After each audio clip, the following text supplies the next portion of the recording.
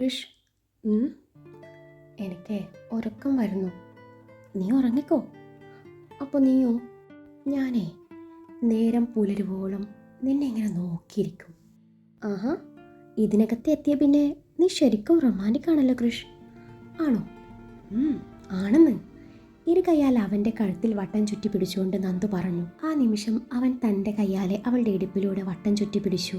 അടുത്ത നിമിഷം അവർ വീണ്ടും കണ്ണുകളിലേക്ക് ആഴ്ന്നിറങ്ങി. കൃഷ്, സമയം 12 ആയില്ലേ, നമുക്ക് പോയാലോ? പോകണോ?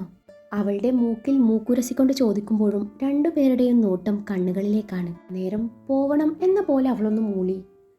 പോയിട്ട്? അവനിൽ കുറുമ്പ് നിറഞ്ഞു. പോയിട്ടെന്താ, കിടന്നുറങ്ങണം. അവൻ്റെ ചുണ്ടിൽ നേർമയായി മുത്തിക്കൊണ്ട് അവൾ പറഞ്ഞു. പിന്നെ നീ കുറേയേറെ ഉറങ്ങും. അവളുടെ നഗ്നമായ ഇടുപ്പിൽ തഴുകിക്കൊണ്ടാണ് അവനത് പറഞ്ഞത്. അതെന്താ മോനെ അങ്ങനെ ഒരു ടോക്ക്? എന്നാ പിന്നെ നമുക്കിവിടെ തന്നെ അങ്ങ് കൂടാം. ഇവിടെ ആവുമ്പോൾ നിനക്ക് നല്ല കൺട്രോളാ. അതെന്താ കൃഷ്, വള്ളത്തിലെ ഡ്രൈവർ ചേട്ടൻ സീൻ പിടിക്കുമെന്ന് പേടിച്ചിട്ടാണോ? അന്നേരം അവൻ്റെ മുഖത്ത് പതിവ് കള്ളച്ചിരി. കെട്ടുവള്ളം നേരെ തിരിച്ചുവിടാൻ പറഞ്ഞുകൊണ്ട് ഇരുവരും ചേർന്ന് നിന്ന് കരയെത്തും വരെ കാറ്റിനെയും പുണർന്ന് രാത്രിയുടെ സൗന്ദര്യത്തെ മതി വരുവോളം ആസ്വദിച്ചു. 1 മണി ആയതും അവർ വീട്ടിലേക്ക് തിരിച്ചെത്തി.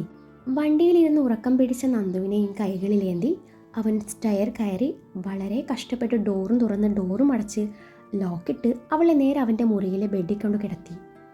അവളുടെ ചെരുപ്പൂരി അവളെ നേരെ കിടത്തി. ഉറങ്ങുമ്പോൾ ഓർണമെൻറ്റ്സ് ബുദ്ധിമുട്ടാവണ്ടല്ലോ എന്ന് കരുതിയാണ് അവനത് ഊരിയെടുക്കാൻ തുടങ്ങിയത്. കിടന്നുറങ്ങുന്ന അവൾക്ക് നേരെ മുഖം അടുപ്പിച്ചു. അവളുടെ കമ്മൽ ഊരിയെടുത്തു. അവളുടെ കഴുത്തിലെ മാല അഴിച്ചെടുക്കാൻ നേരാണ് അവൾ പെട്ടെന്ന് കണ്ണു തുറക്കുന്നതും അവൻ്റെ ഇരു കവിളിലും കൈത്തലം ചേർത്ത് വെച്ച് അവൻ്റെ ചുണ്ടിൽ തൻ്റെ ചുണ്ട് ചേർത്ത് വെക്കുന്നതും. അവൻ മിഴിഞ്ഞ കണ്ണാലെ അവളുടെ കണ്ണിലേക്ക് നോക്കി. ആ നിമിഷം ഏതോ നിർവൃതിയാലെ അവളുടെ കണ്ണുകൾ ആനെ അടഞ്ഞു പോയിരുന്നു. അടുത്ത നിമിഷം അവൻ്റെ കണ്ണും കൂമ്പി അടഞ്ഞുപോയി. കുറച്ചു നേരത്തിന് ശേഷം അവൾ അവൻ്റെ അധരങ്ങളെ മോചിപ്പിച്ചു. അവൻ്റെ മുഖത്തേക്ക് നോക്കിയതും ആ ചുംബനത്തിൻ്റെ ഹാങ് ഓവർ വിട്ടുമാറാതെ അവൻ അവളെ നോക്കി നിന്നു. ആ നിമിഷം അവനെ ബെഡിലേക്ക് വലിച്ചിട്ട് അവൾ അവന് മേലെ സ്ഥാനം പിടിച്ചു. പകുതി തുറന്നു കിടക്കുന്ന ഷർട്ടിൽ കൂടി കാണുന്ന അവൻ്റെ നെഞ്ചിൽ അവൾ തൻ്റെ ചുണ്ടുകൾ പതിപ്പിച്ചു. അവൻ ഒരു നിമിഷം ശ്വാസം എടുക്കാൻ പോലും മറന്നുപോയിരുന്നു. അവളുടെ ചുണ്ടുകൾ അവൻ്റെ നെഞ്ചിൽ ഇടതടവില്ലാതെ അമർന്നു. ആ നിമിഷം അവൻ്റെ കണ്ണുകൾ താൻ അടഞ്ഞു പോവുകയായിരുന്നു. അല്പനേരം കഴിഞ്ഞ് അവൾ തല ഉയർത്തി അവനിലേക്ക് നോട്ടം പായിച്ചപ്പോൾ അവൻ കണ്ണു തുറന്നു അവളെ നോക്കി. ആ നിമിഷം അവൾ അവൻ്റെ കൈ രണ്ടും തൻ്റെ ഇടുപ്പിൽ എടുത്തു വെച്ച് അവൻ്റെ ഷർട്ടിൻ്റെ ബട്ടൺസ് അഴിക്കാൻ തുടങ്ങിയതും കൃഷ് മെഴിഞ്ഞ കണ്ണാലെ ഇവൾ എന്തിനുള്ള പുറപ്പാടാ എന്ന പോലെ അവളെ ഒന്ന് നോക്കി. അന്നേരം അവൾ അവനെ ഒന്ന് നോക്കിക്കൊണ്ട് തൻ്റെ പ്രവൃത്തി തുടർന്നു. ഷർട്ടിൻ്റെ ബട്ടൺസ് മുഴുവനായും അഴിക്കുന്നതിനിടയിൽ അവൻ്റെ കൈകൾ അവളുടെ ഇടുപ്പിൽ നിന്നും പിൻകഴുത്തിലേക്ക് നീണ്ടു. അവളുടെ പിൻകഴുത്തിൽ അവൻ്റെ കൈകൾ അലഞ്ഞു നടന്നു. ന്യൂഡിൽ സ്ട്രാപ്പിൽ ബാക്ക് ഓപ്പൺ ത്രെഡ് ബ്ലൗസ് ആയിരുന്നു അവൾ ധരിച്ചിരുന്നത്. അവൻ്റെ ഷർട്ട് മുഴുവനും അഴിച്ചു മാറ്റി അകത്തിട്ടിരുന്ന ബനിയനും കൂടി അവളുടെ കൈകളാൽ അടർന്നു വീണു. ശേഷം അവൻ്റെ മുഖത്തിന് നേരെ മുഖം അടുപ്പിച്ചു നെറ്റിയിൽ ചുംബിച്ചു. അവൾ തൻ്റെ മൂക്കിൻ തുമ്പിനാൽ അവൻ്റെ നെറ്റിയിൽ നിന്നും താഴേക്ക് ചലിപ്പിച്ചു. പിന്നീട് അവൻ്റെ ചുണ്ടും താടിത്തുമ്പും കഴിഞ്ഞു കഴുത്തിലേക്ക് നീണ്ടു. അതിനിടയിൽ അവളുടെ അധരങ്ങൾ കൂടി തൊട്ടുരുമുന്നുണ്ടായിരുന്നു. അവൻ്റെ തൊണ്ടക്കുഴിയിൽ അമർത്തി മുത്തിയപ്പോൾ അവൻ്റെ കണ്ണുകൾ പിന്നെയും അടഞ്ഞുപോയി. അവിടുന്ന് അവളുടെ ചുണ്ടുകൾ തൻ്റെ നെഞ്ചും കടന്ന് താഴേക്ക് അരിച്ചിറങ്ങുന്നത് കണ്ടതും ഈ പെണ്ണിന് ഇതെന്ത് പറ്റി എന്ന് ചിന്തിച്ചു. അതിനിടയിൽ അവളുടെ അധരങ്ങൾ അവൻ്റെ വയറിൽ അമർന്നതും അവനൊന്ന് വിറച്ചു പോയിരുന്നു. അടുത്ത നിമിഷം അവൻ അവളെയും കൊണ്ട് ഒന്ന് മറിഞ്ഞു. ഇപ്പോൾ അവളുടെ മേലെയാണ് അവനുള്ളത്. അവൾക്ക് തന്നെ താങ്ങാൻ പറ്റില്ല എന്നറിയാവുന്നത് കൊണ്ട് അവളുടെ മേലെ നിന്ന് എഴുന്നേറ്റ് അവളുടെ വലതുവശം സ്ഥാനം പിടിച്ചു. എന്താണ് നന്ദൂട്ടൻ്റെ ഉദ്ദേശം? മുഖത്ത് വീണ് കിടക്കുന്ന മുടിയിഴകൾ മാടി ഒതുക്കിക്കൊണ്ട് അവൻ ചോദിച്ചു. എന്തുദ്ദേശം? ഒരു ഉദ്ദേശവും ഇല്ല. അവൻ്റെ മുഖത്തേക്ക് നോക്കി തന്നെയായിരുന്നു ആ മറുപടി. ആണോ? പക്ഷേ എനിക്കങ്ങനെയല്ലല്ലോ തോന്നിയത്. നിനക്കങ്ങനെ തോന്നിയതിന് ഞാൻ എന്ത് ചെയ്യാനാ കൃഷ്? പ്രലോഭനമാണോ മോളുടെ ഉദ്ദേശം? പോടാ, അതിൻ്റെ ആവശ്യം എനിക്കില്ല. നിന്നെ പോലൊരു വഷളന് മുന്നിലേ പ്രലോഭനത്തിൻ്റെ ആവശ്യമുണ്ടോ മോനെ ദാസ? ആണോ മോളെ വിജയ? ആരാടി വഷളൻ? അവളുടെ കഴുത്തിലേക്ക് മുഖമുരസി ഇക്കിളി കൂട്ടിക്കൊണ്ട് അവൻ പറഞ്ഞു. സംശയം എന്താ? നീ തന്നെ. അങ്ങനെയാ? എങ്കിലേ വഷളത്തരം കാണിച്ചിട്ട് തന്നെ ബാക്കി കാര്യം. കൃഷ്, ഇത് വേണ്ട. അവളുടെ കഴുത്തിലും മാറടിക്കിലും മുഖമുരസി അവൻ തൻ്റെ പ്രവൃത്തി തുടർന്നപ്പോൾ അവൾ അവൻ്റെ മുടിയിൽ പിടിമുറുക്കി തൻ്റെ മുഖത്തിന് നേരെ അടുപ്പിച്ചു. കൃഷ് തൻ്റെ മുടിയിൽ നിന്നുള്ള അവളുടെ പിടി വിടുവിച്ചുകൊണ്ട് അവളുടെ ഇരു കൈയും കോർത്ത് പിടിച്ചു അവളുടെ കഴുത്തിൽ അമർത്തി ചുംബിച്ചു. ആ നിമിഷം അവളൊന്ന് പൊള്ളി പിടഞ്ഞു പോയിരുന്നു. അവിടുന്ന് അവൾ ഉടുത്തിരിക്കുന്ന സാരിക്ക് മുകളിൽ കൂടി അവൻ്റെ അതരങ്ങൾ താഴേക്ക് അരിച്ചിറങ്ങി. അവളുടെ ഹൃദയതാളം ഉയർന്നു.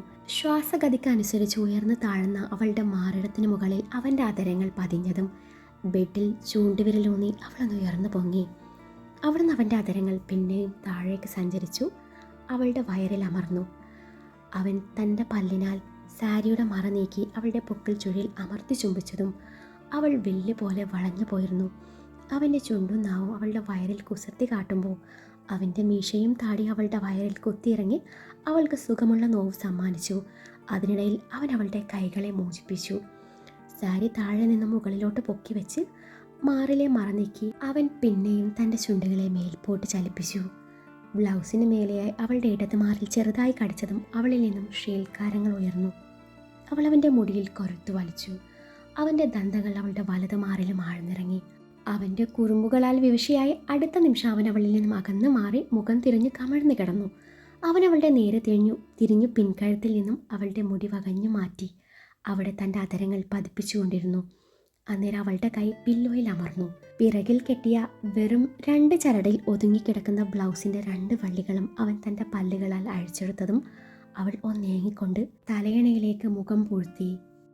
അവളുടെ ശരീരം ആകെ വിറകൊള്ളുന്നുണ്ടായിരുന്നു. അവൻ തൻ്റെ ചുണ്ടിനാലും നാവിനാലും അവളുടെ പുറം മേനിയിലാകെ ചിത്രങ്ങൾ കോരി. നന്ദ. കൃഷ് അവളുടെ കാതോരം ചുണ്ടു ചേർത്തുകൊണ്ട് വിളിച്ചു. അത്രമേൽ ആർദ്രമായിരുന്നു അവൻ്റെ സ്വരം, ഹൃദയത്തിലേക്ക് തുളച്ചു കയറുന്ന പോലെ. ഇങ്ങോട്ട് നോക്കിക്കേ. നന്ദൂട്ടാ, ഇങ്ങോട്ട് നോക്ക് പെണ്ണെ. അവളുടെ കാതോരം മുഖമുരച്ചിക്കൊണ്ട് അവൻ വിളിച്ചു. ഇല്ല എന്ന പോലെ അവൾ നാണത്തോടെ ഒന്നുകൂടെ തലയണയിലേക്ക് പതുങ്ങി. അരികിൽ അവൻ്റെ സാമീപ്യം ഇല്ലെന്ന് തോന്നിയതും അവൾ നേരെ കിടന്നു. അവന് വേണ്ടി അവളുടെ കണ്ണുകൾ മുറിയാകെ അലഞ്ഞു നടന്നു. പിന്നീട് തൻ്റെ ഒരു നൈറ്റിയും പിടിച്ചു വരുന്ന കൃഷ്ണനെയാണ് അവൾ കാണുന്നത്. പോയി ഡ്രസ്സ് മാറി വാ, ആ നൈറ്റി നിരയിൽ വെച്ചുകൊണ്ട് അവൻ പറഞ്ഞു. അവൻ്റെ മുഖത്ത് നോക്കാനാവാതെ അവൾ മുഖം വെട്ടിച്ചു. മറുത്തൊന്നും ചിന്തിക്കാതെ അവൾ ബെഡിൽ നിന്ന് എഴുന്നേറ്റതും അവളുടെ ബ്ലൗസും സാരിയും ദേഹത്തിൽ നിന്നും ഓർന്നു വീണു. അപ്പോഴാണ് അവൻ ബ്ലൗസിൻ്റെ വള്ളി അഴിച്ചു മാറ്റിയ കാര്യം അവൾ ഓർക്കുന്നത്. കിളിപ്പോയ പോലുള്ള അവൻ്റെ നോട്ടം കണ്ടതും അവൾ പൊടുന്നനെ മുഖം തിരിഞ്ഞു നിന്നു. അവൾ അന്നേരം തൻ്റെ ശരീരത്തിലേക്കൊന്ന് നോക്കിപ്പോയി. ബാക്ക് ഓപ്പൺ ബ്ലൗസ് ആയതിനാൽ വെറും മാത്രമായിരുന്നു അവൾ അകത്ത് ധരിച്ചിരുന്നത്. അതാണ് അവൻ്റെ ആ നോട്ടത്തിന് പിന്നിൽ. അവൾ തൻ്റെ കീഴ്ച്ചുണ്ട് കടിച്ചു പിടിച്ചുകൊണ്ട് കണ്ണുകൾ ഇറുക്കി അടച്ചു. അവളുടെ അവസ്ഥ മനസ്സിലാക്കിയിട്ടാവണം അവൻ ബാൽക്കണി ഡോർ തുറന്ന് പുറത്തേക്ക് നടന്നത്. പിറ്റേന്ന് രാവിലെ നന്ദുവിന് അവൻ്റെ മുന്നിൽ ചെല്ലാൻ ചമ്മൽ തോന്നിയെങ്കിലും കൃഷിൻ്റെ പെരുമാറ്റം പതിവ് പോലെ തന്നെ ആയിരുന്നു. പിറ്റേന്ന് ഇരുവരും ഒരുമിച്ച് കാറിലായിരുന്നു യാത്ര. സ്റ്റീരിയോയിൽ നിന്നും പ്രണയഗാനം ഉയരുമ്പോൾ 2 പേർക്കിടയിൽ മൗനം. ആ നിമിഷത്തിന് ഭംഗി കൂട്ടാനെന്ന വണ്ണം പുറത്ത് നിർത്താതെ മഴ പെയ്യുന്നുണ്ട്. ഈ മഴക്കാലം കഴിയാറായില്ലാവോ? ഗ്ലാസ്സിലേക്ക് ഉറ്റി വീഴുന്ന മഴത്തുള്ളികളെ നോക്കിക്കൊണ്ട് നന്ദു ആരോടൊന്നില്ലാന്ന് പറഞ്ഞു. കൃഷിൻ്റെ കാർ കോളേജിൻ്റെ പാർക്കിംഗ് ഏരിയയിലെത്തി. നന്ദ, നീ കൂടെ എടുത്തിട്ടുണ്ടല്ലോ, നമുക്കേ ഒരുമിച്ച് പോവാം. ഷർട്ട് നനഞ്ഞാൽ പിന്നെ ക്ലാസ്സിലിരിക്കാൻ പറ്റില്ല. ഒന്ന് മൂളിക്കൊണ്ട് അവൾ ഡോർ തുറന്നു. അതിനിടയിൽ അവൾ തൻ്റെ കൂടെയും തുറന്ന് പുറത്തിറങ്ങി. കൃഷ്ണനെ വെയിറ്റ് ചെയ്യുന്ന നേരത്താണ് എക്സ്ക്യൂസ് മീ, ഞാൻ കൂടെയുണ്ട് എന്നും പറഞ്ഞ് ഒരാൾ കുടക്കുള്ളിലേക്ക് ചാടിക്കയറുന്നത്. നന്ദു തല ചരിച്ചു നോക്കി. തൊട്ടരികിൽ നിൽക്കുന്ന ഋഷിനെ കണ്ടതും നന്ദുവിൻ്റെ കണ്ണുകൾ മിഴിഞ്ഞു വന്നു. ഹലോ, താനെന്താ സ്വപ്നം കാണുകയാണോ? അവൾക്ക് നേരെ വിരൽ ഞൊടിച്ചുകൊണ്ട് ഋഷിൻ ചോദിച്ചു. അപ്പോഴാണ് നന്ദു സ്വബോധത്തിലേക്ക് വരുന്നത്. അതിനിടയിൽ അവൾ കൃഷിൻ്റെ കാറിനരികിലേക്ക് നോക്കിയപ്പോൾ അവൻ കാറിൽ നിന്നിറങ്ങി അവളെ തുറച്ചു നോക്കുന്നുണ്ട്. എടോ, ഞാൻ കൂടെ എടുത്തിട്ടില്ല, എന്നെ അവിടെ വരെ ഒന്ന് ആക്കി തന്നേക്ക്, ഋഷിൻ വീണ്ടും പറഞ്ഞു. സർ, അത് നന്ദു എന്ത് പറയണം എന്നറിയാതെ കുഴങ്ങി. എടോ, ഞാൻ തൻ്റെ കിഡ്നിയൊന്നും അല്ലല്ലോ ചോദിച്ചേ.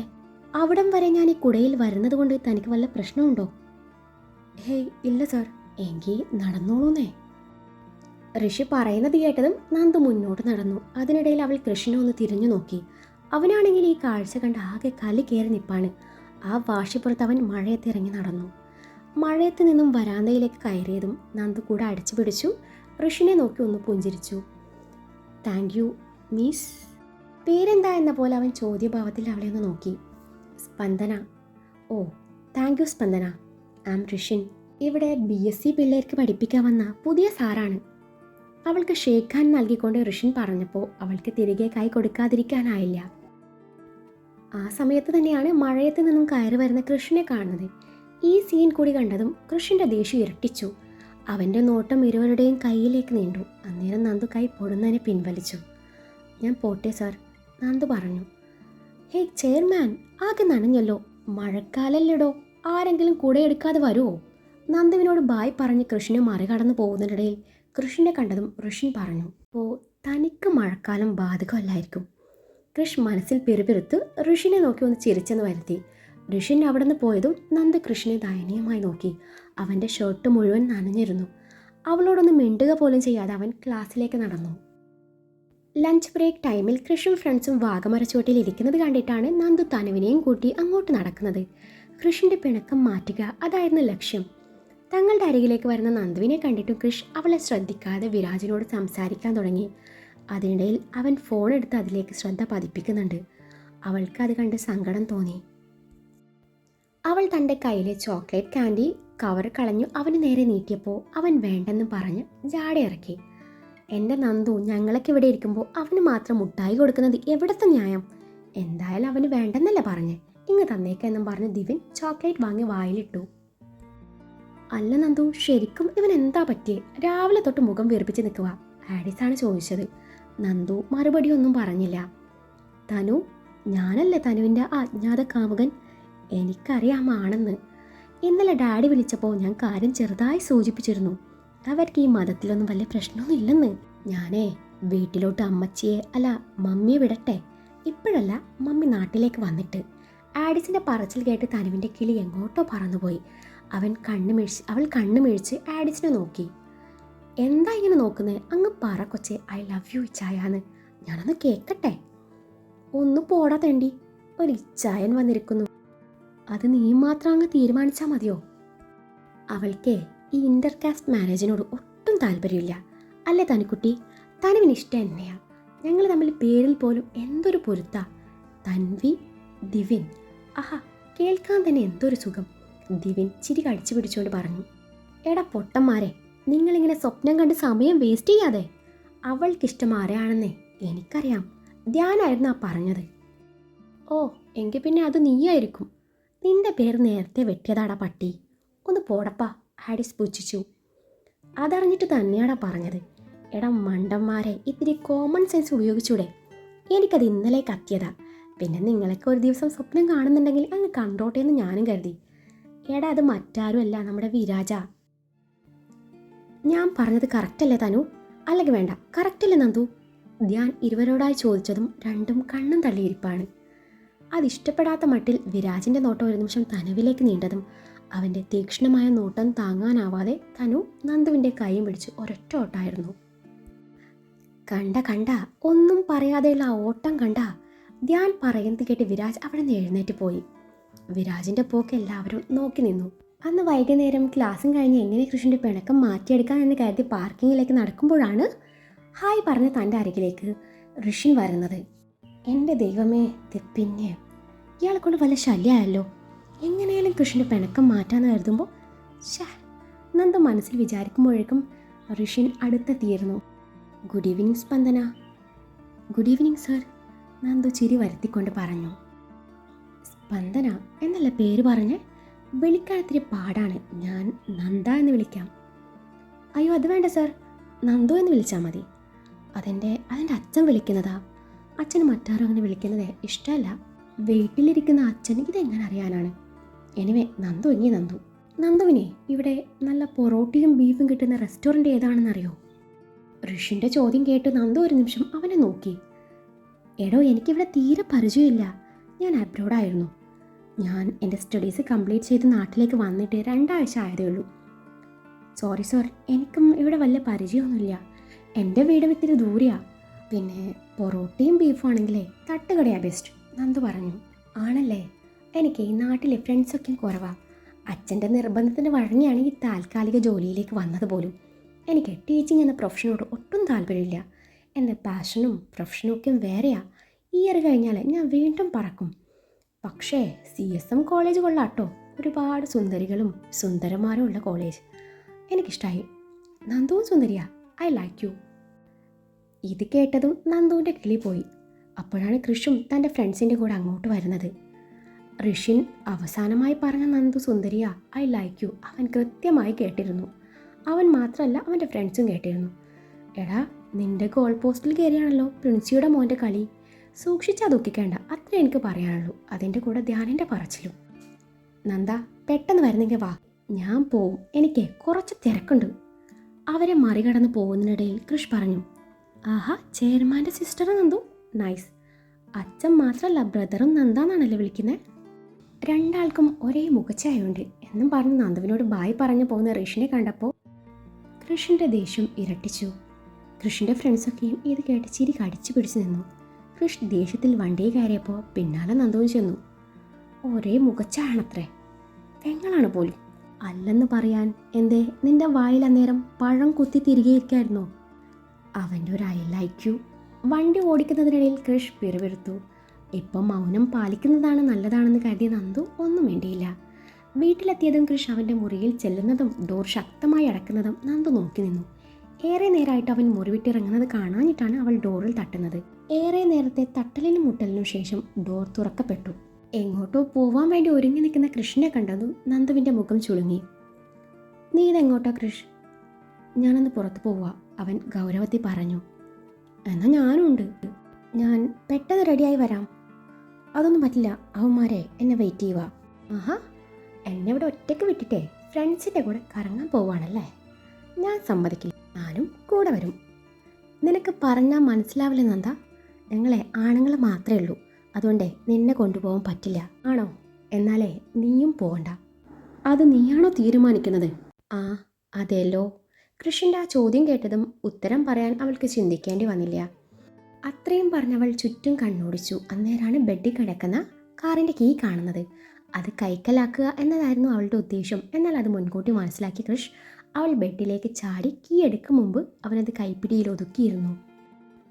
അവനെ നോക്കി ചുണ്ടുകൂട്ടിക്കൊണ്ട് ഒരു നിമിഷം ചിന്തിച്ച് നിന്ന നന്ദു മുറിയിൽ നിന്നിറങ്ങി ഒരൊറ്റ ഓട്ടായിരുന്നു. മുറിയിൽ നിന്നിറങ്ങി കാറ്റുപോലെ ഓടുന്ന നന്ദുവിനെ കണ്ടതും ഇവൾക്കിതെന്താ ഭ്രാന്ത എന്നും മനസ്സിൽ പറഞ്ഞു. മുടി ചീകുന്നതിനിടയിലാണ് അവനെ കത്തുന്നത്.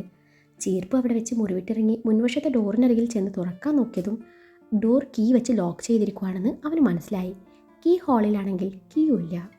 അന്നേരം തൊട്ടരികിലെ സെറ്റിയിലിരുന്ന് ഇതൊക്കെ പാളി നോക്കുന്ന നന്ദുവിനെയാണ് അവൻ കാണുന്നത്. പിന്നെ അവന് കൂടുതൽ ചിന്തിക്കേണ്ടി വന്നില്ല. അവളുടെ അരികിൽ ചെന്ന് അവളെ പൊക്കിയെടുത്ത് തല തിരിച്ചു പിടിച്ച് കുലുക്കിയതും കീതെ താഴെ കിടക്കുന്നു. അവളെ താഴെ ഇറക്കി അവളെ പുച്ഛിച്ച് തള്ളി കീയെടുക്കാൻ കുനിഞ്ഞതും അവൾ അവനെ പിടിച്ചു തള്ളി കീയെടുത്ത് ഓടി. നടുവും തടവി എഴുന്നേറ്റ് അവൾക്ക് പിന്നാലെ ചെന്നു. അവൾ നേരെ ചെന്നത് അവളുടെ മുറിയിലേക്കും. അവൾ ഡോറടച്ച് ലോക്ക് ചെയ്യാൻ ഒരുങ്ങിയെങ്കിലും അവൻ്റെ കൈക്കരുത്തിന് മുന്നിൽ ഒന്നും നടന്നില്ല. അവൻ തൻ്റെ നേരെ നടന്നു വരുന്നത് കണ്ടതും അവൾ കീ കയ്യിൽ ചുരുട്ടി പിടിച്ചു പിന്നിലേക്ക് നടന്നു. പിന്നെ കീക്ക് വേണ്ടിയുള്ള യുദ്ധമായിരുന്നു അവിടെ നടന്നത്. അവന് കീ കൊടുക്കാതെ അവൾ മാക്സിമം പിടിച്ചു നിന്നു. ഒടുവിൽ കൃഷ് തൻ്റെ അവസാന തടവ് തന്നെ പയറ്റി. മലർന്നു കിടക്കുന്ന അവളുടെ മേലെ അമർന്ന് അവളുടെ അധരങ്ങൾ അവൻ കവർന്നെടുത്തു. അതോടെ ചുരുട്ടിപ്പിടിച്ച അവളുടെ കൈ താനെ അഴഞ്ഞു പോവുകയായിരുന്നു. ഞൊടിയിടയിൽ അവളുടെ കയ്യിൽ നിന്നും കീ കൈക്കലാക്കിയെങ്കിലും അപ്പോഴും ചുംബനത്തിൻ്റെ രസച്ചരട് മുറിഞ്ഞില്ലായിരുന്നു. ഇരുവരും ഒരുപോലെ ചുംബനം ആസ്വദിക്കുന്ന നേരത്താണ് കോളിംഗ് ബെൽ ശബ്ദം കേൾക്കുന്നത്. അവനവളുടെ ചുണ്ടുകളെ മോചിപ്പിച്ചു. തൻ്റെ തള്ളവിരൽ കൊണ്ട് അവളുടെ കീഴ്ചുണ്ട് അമർത്തി തുടച്ചു. അവൾക്ക് നേരെ കീ ഉയർത്തിപ്പിടിച്ച ശേഷം അവൾക്ക് നേരെ പുച്ഛം വാരി വിതറിക്കൊണ്ട് മുറിവിട്ടിറങ്ങി.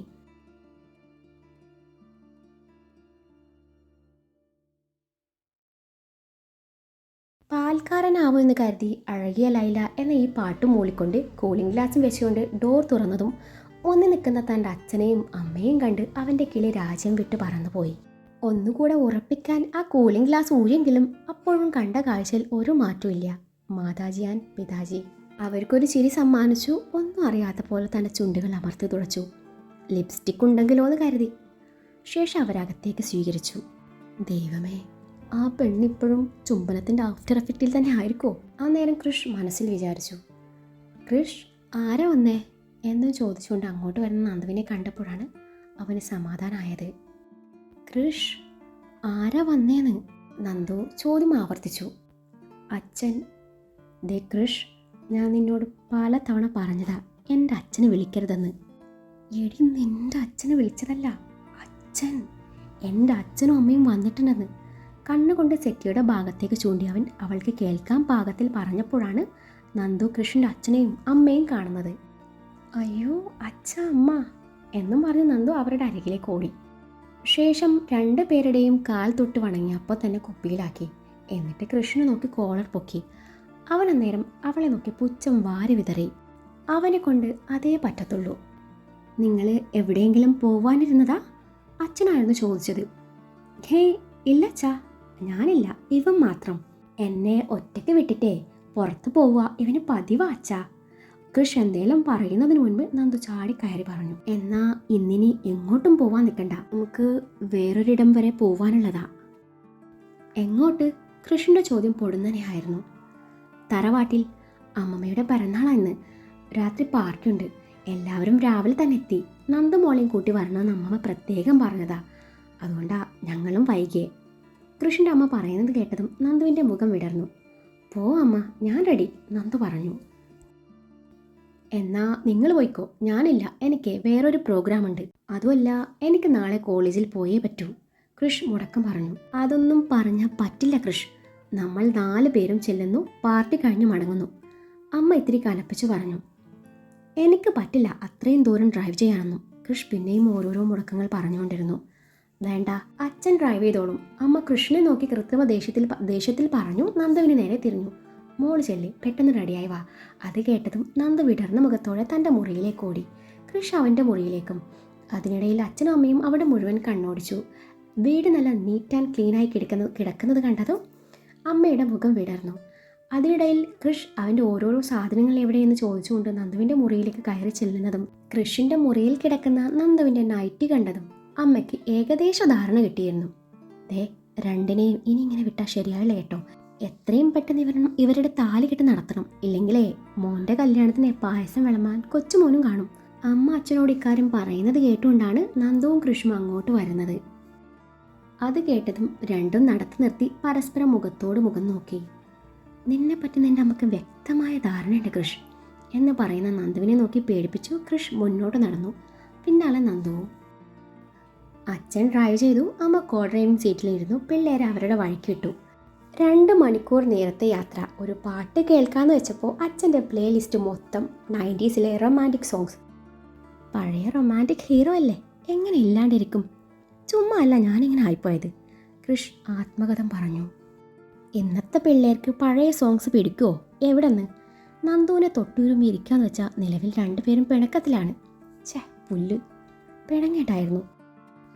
അവളാണെങ്കിൽ പുറത്തെ കാഴ്ചകൾ ആസ്വദിച്ചു. മണാലിക്ക് ട്രിപ്പ് പോകുന്ന മൂഡിലും. തൻ്റെ ഫോണിൽ എന്തേലും നോക്കാമെന്ന് വിചാരിച്ചപ്പോൾ അങ്ങ് കുഗ്രാമത്തിലേക്കുള്ള വഴിയിൽ അവൻ്റെ സിം കാർഡിൽ നെറ്റിന് റേഞ്ചും ഇല്ല. അതിനിടയിൽ നന്ദുവിനെ പാളി നോക്കിയതും അവൾ ചെവിയിലും ഇയർബഡ്സ് കുത്തിത്തിരുകി പുറത്തെ കാഴ്ചകൾ ആസ്വദിച്ചു കൊണ്ടിരിക്കുന്നുണ്ട്. ഒന്നിങ്ങോട്ട് നോക്കുന്നു പോലുമില്ല. കൃഷ് പിറുപിറുത്തു. അവനാകെ വട്ടുപിടിച്ച് അവസാനം ഉറങ്ങാന്ന് കരുതി സീറ്റിലേക്ക് ചാരി കണ്ണടച്ചിരുന്നു. കുറച്ച് നിമിഷം കഴിഞ്ഞപ്പോഴാണ് നല്ല റൊമാൻറ്റിക് ഹിന്ദി സോങ് അവൻ്റെ കാതുകളെ കുളിരണിയിപ്പിക്കുന്നത്. അതും അവൻ്റെ ഫേവറേറ്റ് സോങ്. നന്ദു ഒരു ചെവിയിലെ ഇയർബഡ് അവൻ്റെ ചെവിയിലേക്ക് വെച്ചു കൊടുത്തതാണെന്ന് അവന് മനസ്സിലായി. അതിൻ്റെ കൂടെ അവൻ്റെ കൈക്കുമേൽ അവളുടെ കൈ ചേർത്ത് വെച്ചതും അവൻ്റെ ചുണ്ടിൽ ഒരു പുഞ്ചിരി മുട്ടിട്ടു. അവൻ കണ്ണു തുറന്നു അവളിലേക്ക് നോട്ടം പായിച്ചു. അവളുടെ കൈയെടുത്ത് തൻ്റെ ചുണ്ടോട് ചേർത്തു. അവളുടെ മുഖത്ത് നാണം വിരിഞ്ഞു. അവൻ അവളുടെ അരികിലേക്ക് നീങ്ങിയിരുന്നു. ദേ, അച്ഛനമ്മയും ശ്രദ്ധിക്കൂട്ടോ, നന്ദു പതിയെ പറഞ്ഞു. അവരെ ഇതൊക്കെ കഴിഞ്ഞിട്ട് തന്നെയാ ഇവിടെ വരെ എത്തിയത്, അതൊന്നും നീ നോക്കണ്ട, അവളുടെ കാതോരം സ്വകാര്യം പോലെ അവൻ പറഞ്ഞു. മുന്നോട്ടുള്ള യാത്രയിൽ ഇരുവരും കുറച്ചുകൂടി ചേർന്നിരുന്നു. യാത്ര ഒരുമിച്ച് ആസ്വദിക്കാൻ തുടങ്ങി.